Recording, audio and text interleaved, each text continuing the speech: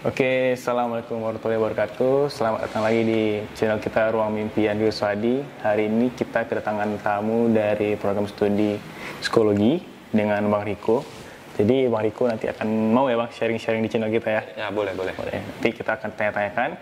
Untuk hal-hal yang mungkin tidak tertanyakan, kalian boleh komen di bawah. Nanti akan dijawab oleh Bang Riko langsung. Oke Bang, apa kabar? Alhamdulillah baik. Jadi Bang, kita di sini kan mau membahas tentang program studi Abang nih, psikologi. Soalnya kan kita mau nanti anak-anak SMA yang masuk itu mereka tuh terarah, oh psikologi itu belajarnya ini gitu. Jadi dia lebih tahu duluan sebelum masuk ke terjun ke dunianya gitu. Ada pemahaman dasarnya lah. Nah, jadi kan orang banyak datang masuk terus, wah kok kayak gini kuliahnya rupanya. Ya kan? Oke Bang, boleh Bang ya? Boleh. Jadi kita ada beberapa pertanyaan nih Bang. Yang pertama Bang, teman-teman nanti teman-teman bisa melihat di daftar ini. Nah, ini adalah hal-hal yang akan kalian pelajari. Ini ada salah satu KRS atau SKS yang diambil di salah satu universitas. Nah, isinya ini semua. Nah, nanti kita akan bahas ini. Oke Bang, jadi pertanyaan pertama kita seperti namanya ruang mimpi ya kan. Ya. Jadi pernah nggak Bang bermimpi untuk masuk psikologi gitu? Kalau ditanya untuk bermimpi, nggak ada sama sekali. Jadi kenapa diambil Bang? Awalnya ambil itu karena saran aja, disuruh sama teman abang. Tanya mau kuliah jurusan apa, pertama ditanya. Tapi yang terpintas dalam pikiran tuh hukum pertama, jurusan yang mau diambil. Iya. Kemudian pilihan keduanya baru psikologi. Ini apa? Memang tamat baru mikir di situ ya? Ya, begitu tamat SMA kan dulu sibuk ikut-ikut tes polisi dulu ya. Setelah untuk backupnya kalau misalnya nggak lulus tes polisi ini, jangan, biar ada kegiatan lah. Kuliah lah, mau masuk kuliah selama bisa mikir dulu nih jurusan apa yang mau diambil nih. Oh yaudah ambil hukum aja lah, karena nanti background untuk ikut tes polisi adalah di hukum. Pas ngambil jurusan hukum, ikut tes, ikut seleksi, lulus. Nah, Lulus hukum. lulus hukum. Oke, terus? Kemudian waktu udah lulus kan adalah daftar ulang namanya. Ya, begitu daftar ulang melihat ada selebaran kertas macam KRS untuk mahasiswa awal. Begitu lihat nggak ngerti, tanyalah sama orang-orang. Nah, ini Bang yang paling mau kita pelajari itu ini. Ya kan? Ya. Total Abang udah merasakan sendiri kan begitu kita masuk kuliah, apa ini ya kan? Nah, terus Bingung juga ini ngisinya kayak mana lah nih kan, tanyalah sama Senior. kebetulan senior belum kenal, belum ada yang tahu yang mana nih senior hukum nih. Ya udahlah, tanya sama abang pertama, kayak mana nih ngisinya. Oh nggak tahu juga abang, lupa, ditanyalah, dihubungin temannya ya. Kebetulan temannya nih jurusannya psikologi di kampus itu juga. iya. Nah, udah tanya dia pun nggak ngerti kenapa ngambil hukum, ditanya sama dia, nggak ambil psikologi aja. Ada ngambil psikologi, cuman di pilihan kedua, oh pindah aja bilangnya. Oh yaudahlah pindah, karena lihat ribet kali ini kan KRS ini kan. Iya. Udah pindah, dibantu sama dia. Pindah ke psikologi padahal lulusnya dihukum awalnya. Ya lulusnya dihukum. Ya, terus? Ya begitu dibilang psikologi ya, kayaknya boleh nih. Apa sih ternyata? Karena yang terpintas di psikologi itu cuma satu kata, psikiater namanya. Nah, disitulah tengok, oh psikiater nih bisa ngobatin orang, bisa ngobati jiwa orang lain. Pikir-pikir, oh bolehnya. Yaudah daftarlah di situ, masuk.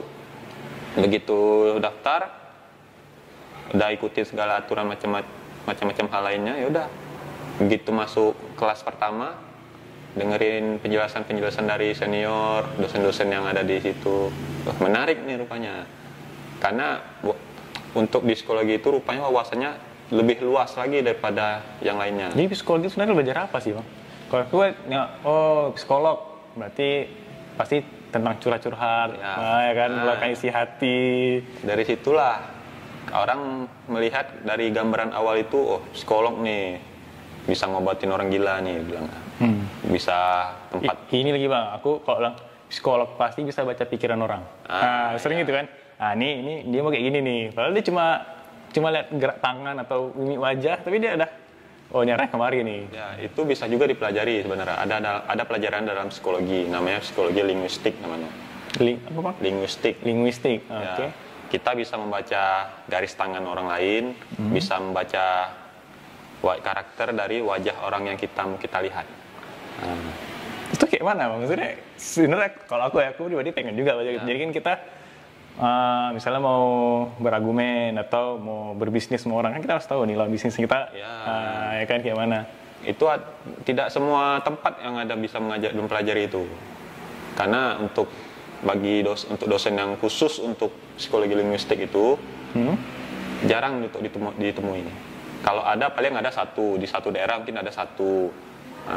Kalau di Aceh belum ada. Belum ada yang linguistik. Belum ada. Yang ada di Medan. Linguistik itu berarti ilmu yang mempelajari tentang ya itu garis tangan gitu ya? Untuk mengenali gambaran pertama orang yang ada yang kita pahami dari luar. Linguistik bang. Linguistik. Jadi karena kita ini, aku mau nengok KRS ya bang, boleh bang ya? Boleh. Nah, jadi nanti di psikolog ini dia ada psikologi umum bang ya. Psikologi umum tuh belajar apa sih bang? Kalau psikologi umum itu ya pertama itu dasar psikologi dulu yang kita pelajari. Kita nggak bisa langsung masuk ke pelajaran yang lebih khususnya dulu, nggak bisa. Kita harus dasar psikologi dulu. Psikologi itu apa? Gimana sih jadi psikolog itu? Bosan nggak sih bang misalnya semester pertama kan kita, kalau misalnya suruh masuk psikolog, berarti kalau langsung mikirnya aku pengen langsung belajar tentang mempelajari orang lain ya kan? Ya. Kalau ini gimana psikologi umum? Kalau pertama kita nggak bosan, malah kebalikannya. Oh gitu? Kebalikannya. Kalau di awal-awal kita belum ada merasa bosan, malah ingin penasaran lagi. Nah, misalnya kan kayak psikologi umum. Nanti ada lagi psikologi umum 2. Ada sub lagi ya? Ada lanjutannya lagi dia. Kecuali kalau sudah di semester 5, 6, itu udah mulai jenuh. Banyak ya? Udah mulai banyak. Di awal kuliah pun padat ya kan? Ya. Terus ini lagi bang ya, tembaca ya.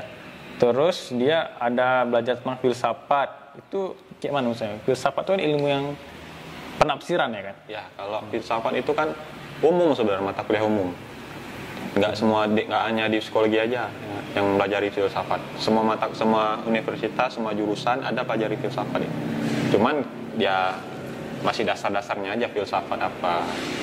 Bagaimana kita mengenal karakter orang pada masa-masa dulu. Ya, hanya dasar-dasarnya aja. Kalau misalnya, karena dari dasar-dasar aja pun kita pelajari filsafat tuh agak pusing sebenarnya. Karena dia lebih, untuk kita pahami secara nalar kita tuh sulit sebenarnya. Dia belajar apa? Fokusnya apa filsafat tuh bang? Dia bisa dibilang seperti pelajaran sejarah. Cuman sudah kembali ke seperti zaman-zaman kuno, kayak filsafat zaman Yunani kuno. Gitu ya. Berarti dia enggak beragama ya? Enggak. Jadi semua ya? Dia enggak beragama, semua, mencakup semua. Berarti ada belajar tentang filsafat juga, walaupun sekolahnya psikologi. Ya. Terus ini lagi bang, ada biopsikologi. Nah, biopsikologi itu, Kalau aku tahu bang, biopsi ini kalau di kedokteran tuh ngambil bagian dari tubuh untuk dibawa ke lab, itu mah biopsi kalau di kedokteran. Kalau di psikologi itu namanya biopsikologi. Biopsikologi itu kita mempelajari lebih ke sel-sel tubuh kita, seperti otak. Otak itu kan seperti misalnya ada bagian otak kiri, otak kanan. Nanti kan di otak kanan, otak kiri itu fungsinya apa? Oh, itu dipelajari juga di psikologi? Dipelajari. Nanti cenderung kemana misalkan, biasanya orang psikologi itu kan bisa nangkap, oh ini orangnya berbeda, ini orangnya berbohong nih. Nah, berbohong kan. Kita bisa lihat bisa pelajari dari biopsikologi umum, biopsikologi itu. Itu ngetesnya bagaimana bang? Kita nggak ngetes, ngetes itu ada tahap lagi nanti. Kita masih pelajari biopsikologi, bagian otak tubuh gimana. Oh, itu masih di awal ya, dasar ya? Masih pola pikir gimana, gitu dah. Lebih ke biologis lah, bisa dibilang. Itu berarti enzim-enzim atau kimia-kimia otak pun dipelajari ya? Ya, termasuk ada nanti namanya long term memory sama short term memory. Oh, itu dipelajari juga? Itu dipelajari di biopsikologi. Kuliah psikologi, belajar juga kedokteran. Jangan salah, ya bang? Ya, betul. Oke, next bang. Ini ada namanya psikologi faal. Nah, psikologi faal ini perkembangan dari biopsikologi. Jadi pertama pelajari biopsikologi, kemudian ada namanya psikologi faal. Itu? Psikologi faal ini dia mempelajari tentang saraf. Sistem saraf Sistem otak. saraf. Ya, sistem responsif saraf ke otak. Jadi nanti misalnya lebih ke panca indera sebenarnya. Lebih ke panca Ini indera. menarik nih, aku coba. Terus Bang? Nanti ada nama sel saraf perasa. Sel saraf perasa itu nanti dialirkan kemana? Dialirkan ke sel saraf otak gitu. Jadi kita lebih mempelajari sel-sel saraf bagian panca indera seperti. Kalau yang ini Bang, kadang ada gini kan, potong nih Bang ya. Kalau bohong dia tuh nanti dia nengok ke kiri. Itu di situ gak sih? Itu dari situ bisa kita pelajari juga dari biopsikologi. Kan misalnya kalau orang yang cerdas berbohong itu dia pandangannya melihat bola mata tuh ke kiri atas. Nah, cuman kalau misal orang yang mendadak berbohong nggak tahu bagaimana menutupi kebohongannya, dia ke kanan matanya. Itu sesaat tuh ya. Sesaat. Nah, secara nggak sadar kalau memang orang yang mengerti, nah itu tahu dia berbohong. Nah, itu dia. Mantap nih. Kalau misal orang pinter dia belok matanya ke kiri, kita nggak bisa bilang dia berbohong atau tidak, karena kena orang yang cerdas, yang cerdik, dia bisa menutupi kebohongannya tanpa diketahui orang lain.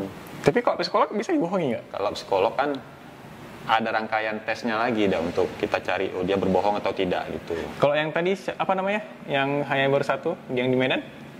Psikologi linguistik. Itu linguistik tuh bisa nggak sih ditipu? Ya bisa aja, dia kan melihat dari garis tangan, dari wajah itu dari kan, raut wajah gimana. Kan nampak sih kalau orang cerdik tuh emang bisa sampai ketutup mukanya pun bisa tertutup, nggak nampak gitu. Ya bisa, dia dari cara wajah, tampilan wajah dia tuh gimana, mungkin dari kerutan wajah dia, dari jidat dia kerutannya gimana, bisa kelihatan. Dari garis tangan nanti kita bisa seperti meramal. Orang bilang itu meramal biasa. Meramal, padahal tidak.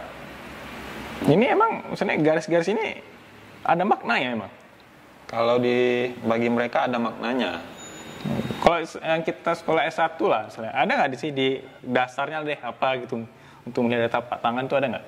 Kalau itu nggak tahu juga kita, karena nggak bisa bilang ada, tidak, nggak bisa bilang, karena ya itulah orang linguistik tadi. Itu kalau linguistik berarti S2-nya lagi gitu? Ya. Berarti itu S2? S2, dia lebih ke magister sebenarnya. Berarti dia nanti gelarnya master apa tuh? Master psikologi? Master Science dia? Ya. Tapi dia sebenarnya psikologi yang linguistik tadi? Linguistik tadi, gitu dia. Berarti seru nih. Meramal, men. Oke. Terus dia ada statistik psikologi. Maksudnya belajar apa? Kalau statistik itu dia lebih bagian data aja sebenarnya. Karena kita kan kalau di psikologi itu nanti ada namanya ngambil data-data klien. Kita bagian ngitung-ngitung nanti kita ya. Seperti matematikanya kalau misalnya SD, SMP, SMA. TPA bukan sih? Statistik itu ya matematikanya. Kalau misalnya TPA tuh orang psikologi juga kan? TPA, ya. Ya kan itu apa masuk ke statistik psikologi? Beda. Statistik itu ya bagian hitung-hitung aja. Hitung-hitung aja ya. Berarti dia bukan yang TPA tuh bukan ya? Nah, karena statistik itu untuk digunakan nanti misal kayak dalam penyusunan skripsi kan nanti. Ke situ ya. Ya, lari ke situ. Oke. Aku baru mengerti. Oke, selanjutnya ada psikologi agama dan psikologi sosial. Nah, itu bagaimana, Bang?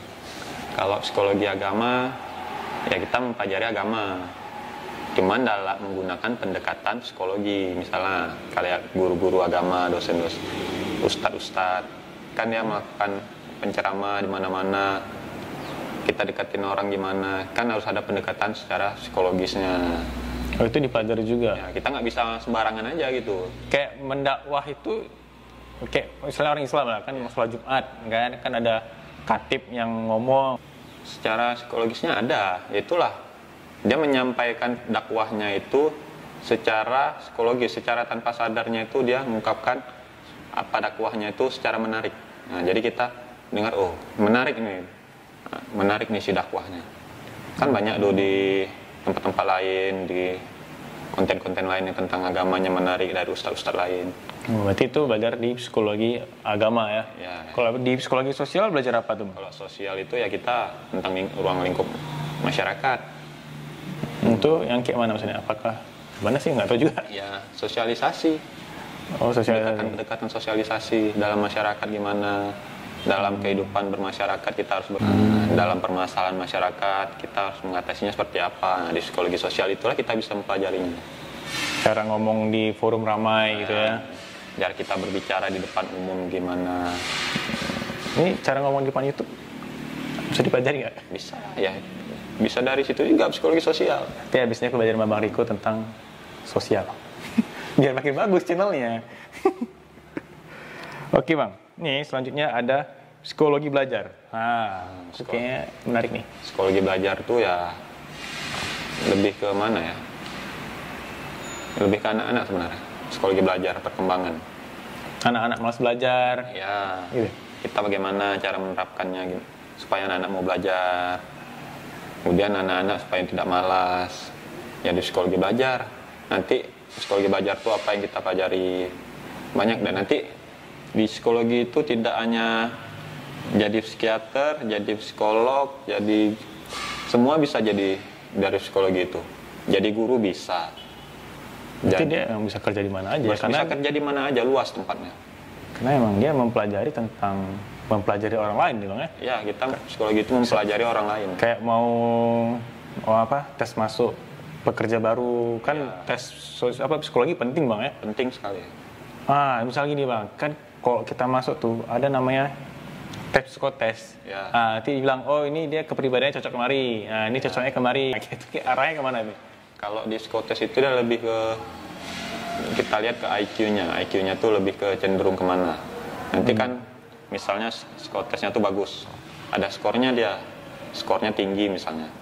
Dia cenderung kemana nih, ke bagian mana. Contoh, kita ambil contoh. Untuk masuk tes polisi lah kan ada namanya psikotes, namanya ujian psikotes. Nanti kan dilihat skor psikotesnya itu berapa. Kalau misalnya bagus, berarti ya secara psikologis dia itu bagus. Karena untuk kita bekerja di situ, kita banyak tekanan yang kita hadapi. Nah itu kan kalau mau pegang senjata pun polisi harus ada tesnya lagi kan? Harus, nggak hanya sekedar pegang senjata, tidak, dia harus ada tesnya lagi. Oh gitu ya. Itu kayak mana cara menilainya itu, bagaimana sih orang psikologi itu? Kalau ya bagi pengalaman saya pernah semester 7 saya KPL magang saya di Polda Aceh. Saya di bagian kabak psikologi. Nah, di situ tugas kami ya itu melakukan tes bagi kuesioner gitu kan? Enggak. Nanti personil mana nih yang mau untuk ikut tes NP namanya. Itu tes ambil senjata api. Untuk tes pegang senjata api. Karena nggak semua orang bisa.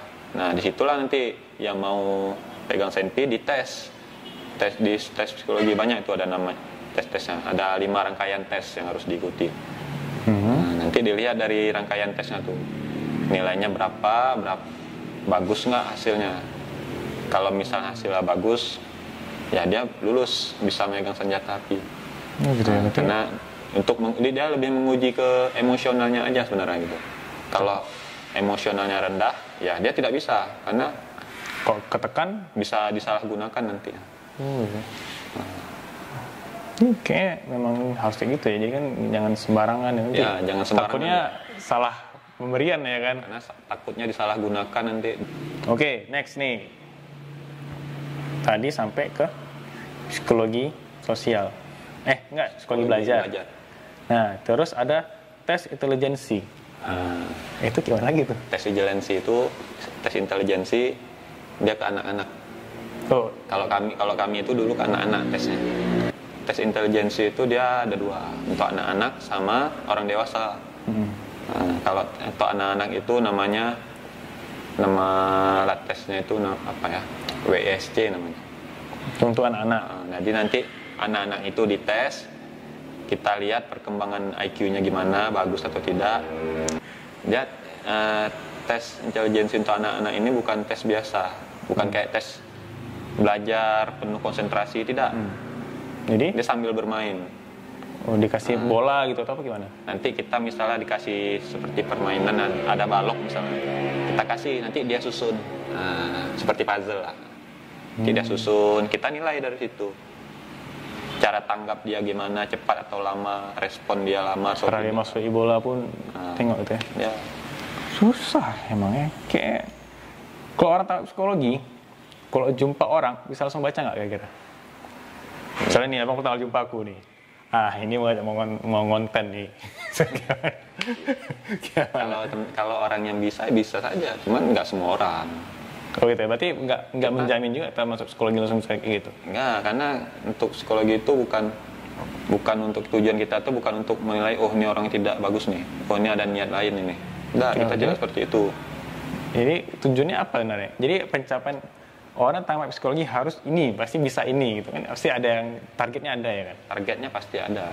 Itu apa gitu misalnya? Kalau targetnya ya mungkin dia pengen jadi konselor, pengen membantu orang lain mengatasi masalahnya, entah mungkin masalah dalam kehidupannya. Oh, kayak psikolog tadi ya? Kalau mungkin ada yang psikiater, mungkin ada masalah gangguan dalam kejiwaannya. Jadi ya banyak target-target orang. Jadi kayak gitu ya? Bukannya harus langsung bisa baca orang? Ya, tidak. Itu tes intelijensi loh ya? Ya. Kita masuk ke ada psikometri nih bang. Psikometri itu gimana sih? Kalau psikometri itu hubungannya hampir 11-12 dengan statistik tadi.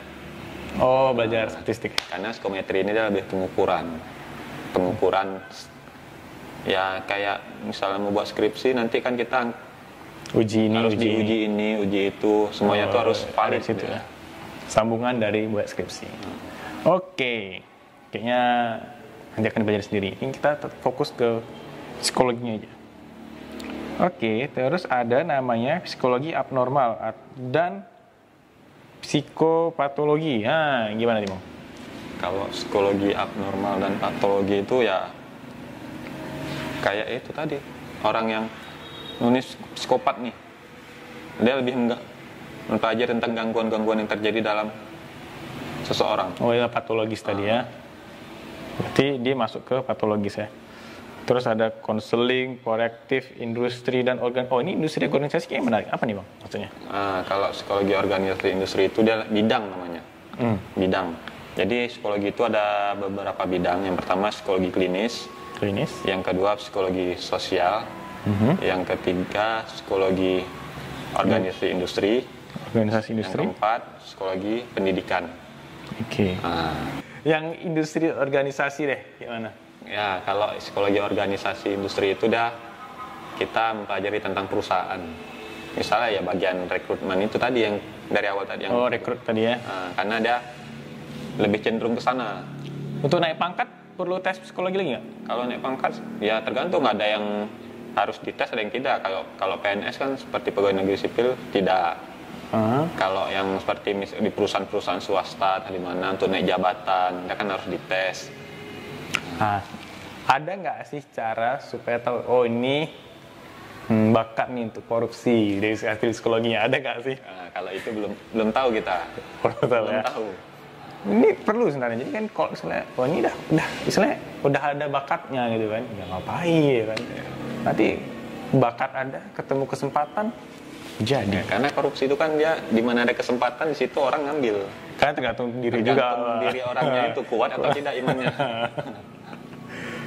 Oke, terus psikologi kognitif gimana tuh bang?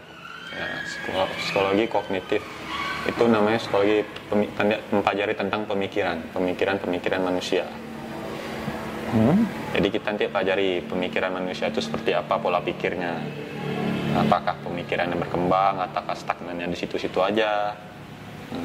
Itu di kognitif. Di kognitif dia sama ini tadi yang tentang IQ tadi? IQ beda. Belajar tadi, psikologi belajar tadi beda. Semuanya itu bersangkutan. Psikologi belajar, psikologi kognitif. Pertama itu kan psikologi kognitif. Nanti baru ke tahap psikologi belajar. Kognitif manusia itu seperti apa dalam belajar. Semua dipelajari di psikologi kognitif. Berarti saling berkaitan ya? Saling berkaitan semuanya. Nggak bisa kita suka pelajaran ini aja, nggak bisa ya. Kalau seperti itu tidak bisa. Memang semuanya dipelajari. Nah, jadi yang kognitif tadi masuk ke belajar tadi juga bang ya? Ya. Kalau psikologi eksperimen, emang ada eksperimennya dalam psikologi? Kalau eksperimen itu lebih ke uji coba deh. Dia sangkut pautnya tadi dengan yang kayak tadi, dengan psikologi psikometri. Tetap ke penelitian. Cuman dia lebih ke eksperimen. Eksperimen ini kayak mana sih kalau di psikologi ini? Ya banyak kalau dalam penyusunan skripsi kan ada namanya studi kasus. Studi kasus itu masuk ke eksperimen? Masuk eksperimen, kita nanti bereksperimen di situ. Itu ada intervensinya nggak sih? Misalnya, ini mau ke eksperimen berarti dia harus dikasih obat atau apa gitu? Enggak, kalau itu lebih ke psikiater namanya. Ke psikiater gitu ya. Itu maksudnya kalau mau buat skripsi masuk ke psikologi eksperimen bukan? Termasuk, karena dia tolak ukurnya itu eksperimen kan, alat ukurnya. Itu nanti dikaitkan dengan psikometri, dengan statistik gitu dia. Berarti luas sekali emang ya. Nah, ini psikologi luas sekali. Teknik konseling dan psikoterapi, berarti kasih obat dong? Kalau nggak tentu, bukan kasih obat loh. Kita lebih memberikan saran. Kita harus bagaimana. Misalnya ada seorang yang mau konsultasi sama konselor atau psikolog, ya kita lebih memberikan saran kepada dia bagaimana. Kita lihat perkembangan dia selama dia konseling itu bagaimana. Apakah ada perkembangan atau tidak. Guru BP termasuk psikologi? Kalau sebenarnya sih termasuk, cuman di bawah ranah psikologi. Seharusnya orang psikologi dong? Seharusnya orang psikologi yang di BP, di BK tuh, ya kan? Cuman sekarang kan ya kayak jadi guru tuh ada jurusannya tersendiri kayak konseling. Guru BP ya rata-rata dari situ. Kalau dari psikologi ya lebih bagus lagi karena pemahamannya lebih luas. Ya kan lebih kayak menjiwai kan, mendapati jiwa-jiwa orang gitu. Nah ini aku nengok ada tes nih mbak, ada tes Rorschach, ada tes grafis Warteg, ada TAT, CAT, ini apa sih? Itu nama alat tesnya, mata kuliah, tetapi itulah nama alat tesnya. Tadi yang mendukung. Kita praktek, nanti kita cari klien, misalnya tes Rorschach. Tes Rorschach nanti ada beberapa alat tesnya nanti. Dia lebih tunjuk ke gambar-gambar aja. Gambarnya tuh ya kayak bercak tinta. Nanti bercak tintanya itu kita tunjukkan ke orang yang dites tadi. Terus? Ya dia nanti sebutkan ini gambar apa menurut dia. Nanti dia ceritakan ini gambar ini. Emang tinta yang dibuat itu emang udah berpola atau acak aja sebenarnya? Acak dia. Acak aja. Sebenarnya seorang psikolog itu pun ya bisa menafsirkan itu apa